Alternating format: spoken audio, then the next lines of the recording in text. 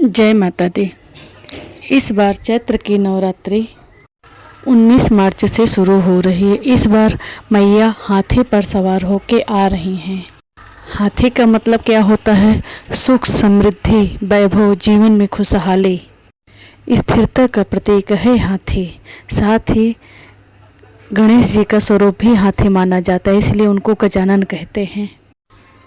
जीवन में यदि धन, वैभव या कीर्ति चाहिए तो इस बार नवरात्रि करने से चूकिएगा मत। ये नवरात्रि बहुत ही खास है। आज मैं नवरात्रि में एक ऐसा खास उपाय आपको बताने जा रही हूँ जो पहले के ज़माने में रानियाँ करती थी। जब उनके राजा विजय के लिए महल से बाहर जाते थे किसी युद्ध में, तो रानियाँ माँ जगदम्बा के सामने ये उपाय करती थी अपने राजा को विजय दिलाने के लिए। उनके इस उपाय से राजा लोग विजयी होके आते थे। इसमें आपको 9 दिन 9 पान उपयोग में लाना है, यूज करना है। 9 पान के ऊपर आपको हर पान के पत्ते पर 5 बतासा, 1 लौंग का जोड़ा, 1 इलायची और कपूर भीमसेनी यदि रहेगी तो वो सबसे उत्तम है। ये आप माँ के सामने रखिए और आप दुर्गा चालीसा का पाठ करिए। ऐसा यदि आप श्रद्धापूर्वक 9 दिन करते हैं तो आपकी मनोकामना अवश्य पूरी होगी। ये देवी भागवत का लिखा हुआ उपाय है। ये आप देवी भागवत उठा के पढ़िए, उसमें लिखा गया है। फिर से बता रहे हैं, 9 पान रोज रखना है। 9 पान में लौंग का जोड़ा, हर पान पे 5 बतासा, 1 हरी इलायची, भीमसेनी कपूर, और इसके बाद आप दुर्गा चालीसा का पाठ करेंगे। ऐसा आप कर लीजिएगा। उसके बाद आइए हम आपको ऐसे दुर्गा जी के 7 मंत्र बताते हैं। यदि आप पूरी दुर्गा सप्तशती न पढ़ सके तो मात्र ये 7 मंत्र पढ़ने से आपके अनेकों कार्य बनेंगे। दुर्गा सप्तशती में 700 मंत्र हैं। हमारे मन में जिज्ञासा तो बहुत होती है कि हम नवरात्रि में पूरा दुर्गा सप्तशती का पाठ करें, लेकिन हम समय अभाव के कारण नहीं कर पाते हैं। दुर्गा सप्तलोकी में 7 मंत्र हैं। दुर्गा सप्तलोकी पढ़ने मात्र से माता रानी की अनुकंपा आराम से मिल जाती है। जब आप पहला पढ़ते हैं तो पहले आता है, ओम ज्ञानी नामपि चेतांसि देवी भगवती ही सा बलादाकृष्य मोहाय महामाया प्रच्छति। मंत्र को पढ़ने से ओज तेज बलवान होता है। इसको पढ़ने से साधक का नेम फेम बढ़ता है। समाज में हर कोई इज्जत से देखता है, समाज में मान सम्मान बढ़ता है।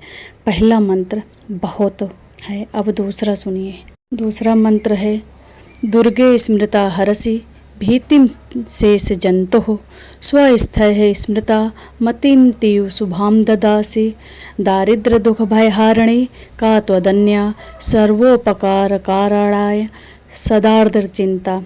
इसको पढ़ने से गरीबी का नाश होता है और साधक अपने जो भी काम कर रहा है उसमें धीरे धीरे उन्नति को प्राप्त करने लगता है, जिससे उसके जीवन की सारी दुख समस्या का अंत हो जाता है।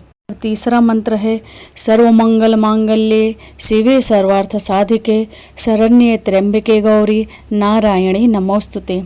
इसको पढ़ने से हर तरफ से मंगल ही मंगल होता है।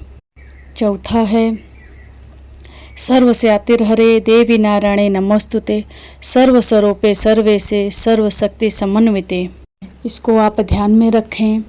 आप जब चौथा मंत्र पढ़ते हैं उसके पहले शरणागत दीनार्थ परित्राण परायणे सर्वस्यातिर्हरे देवी नारायणे नमोस्तुते सर्वस्वरूपे सर्वेशे सर्वशक्ति समन्विते। इसको पढ़ने से आपके जीवन में हर तरफ से आप सारे शत्रुओं का नाश होता है और माता रानी हर तरफ से विजय ही विजय दिलाती हैं। अब जो पांचवा है, इसको पढ़ने से हर तरफ से जो भय रहता है, डर रहता है कि मेरा ये काम होगा कि नहीं, हाँ, ये भय साधक के जीवन से हमेशा के लिए हट जाता है। वो साधक कोई भी काम करने के पहले उसके मन में डर नहीं आता है। सर्वस्वरूपे सर्वेशे सर्वशक्ति समन्विते भयभ्यस्र नो देवी दुर्गे देवी नमोस्तुते। अब साधक जब छठवां पढ़ता है तो उसके जीवन से सारे रोग, दोष, शोक मिट जाते हैं। छठा है, रोगाना शेषान पंपहसि तुष्टाम रुष्टाम तो कामनाम सकलनाभीष्टानम श्रिताम च विपन्नाराणाम त्वमाश्रिता। इसलिए साधक को अपने नव दुर्गा की पूजा में ये अवश्य शामिल करना चाहिए। 2 मिनट का समय है। शायद आपको जब आप नव दुर्गा में नवरात्रि में पढ़ना शुरू करेंगे तो आपको 2 ही दिन में ये 7 मंत्र याद हो जाएंगे। आप दुर्गा सप्तशती का किताब खोलेंगे, 7वें पेज पर ये मंत्र आपको लिखा मिलेगा। आप किताब खोल करके उसमें से पढ़िएगा। ऐसे मोबाइल से सुन के शायद आप शुद्ध उच्चारण न कर पाएँ, इसलिए हम आपको ये सलाह देते हैं आप किताब खोल लीजिएगा। 7वें पेज पर ही है ये मंत्र। लास्ट में अंतिम में जो 7वां मंत्र है, सर्व बाधा प्रसन्नम, इसको भी आप पढ़िएगा। इसको पढ़ने से हर तरफ से खुशियाँ ही खुशियाँ आती हैं। इसलिए आप जो भी साधक हैं नवरात्रि में इस दुर्गा सप्तलोकी का पाठ अवश्य करिएगा। यह है आपको 7वें पेज पर श्री दुर्गा अष्टोत्तर सतनाम स्तोत्र मंत्र में उसके पहले ही है। पहले क्या लिखा है वो हेडलाइन में, अथ सप्तलोकी दुर्गा। ध्यान रखिएगा, अथ सप्तलोकी दुर्गा, ये आपको पढ़ना है। 2 मिनट लगेगा। इसको पढ़ने से आपके जीवन में बहुत सुखमय परिवर्तन आएगा। नवरात्र केवल व्रत रहने की बात नहीं है। आप व्रत रखते हैं जब, तो आपके तन की शुद्धि होती है। यदि आप केवल उपवास करते हैं तो यह तप की श्रेणी में आता है। परिणाम आपके व्रत रखने से आपके शरीर का जो विषैलापन है, डिटॉक्स, वो दूर हो जाएगा और आपकी जो ज्ञानेंद्रियां हैं उस पर आपका नियंत्रण बढ़ता है। यह अनुशासन माता को संकेत देता है कि आप शारीरिक सुखों का त्याग कर उनके मार्ग पर चलने के लिए तैयार हैं। इससे मन में सात्विकता का संचार होता है। पूजा पाठ जब आप नवरात्रि में करते हैं तब आपके व्रत के साथ विधिवत पाठ और आरती करते हैं तो यह भक्ति का मार्ग कहलाता है। घर के वातावरण में सकारात्मक ऊर्जा का संचार होता है और क्लेशों का नाश होता है। जब आप मंत्रों की ध्वनि से पूजा पाठ करते हैं तो आपके घर के चारों ओर एक सुरक्षा कवच निर्मित होता है। इससे मानसिक तनाव कम होता है और देवी की कृपा का अनुभव प्रत्यक्ष रूप से आपको दिखने लगता है।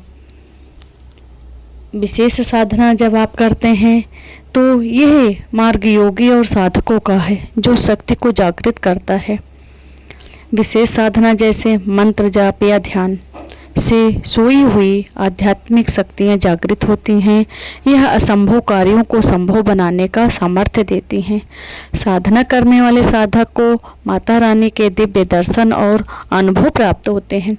यह जन्म जन्मांतर के कर्मों को काटने का और सीधा ब्रह्मांडीय ऊर्जा से जुड़ने का माध्यम है।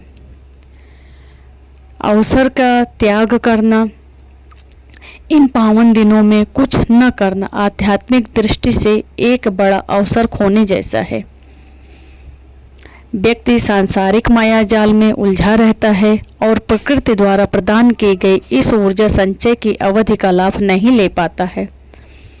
जैसे सूखे खेत पर बारिश होने का कोई लाभ नहीं होता, वैसे ही बिना प्रयास के आध्यात्मिक उन्नति संभव नहीं है।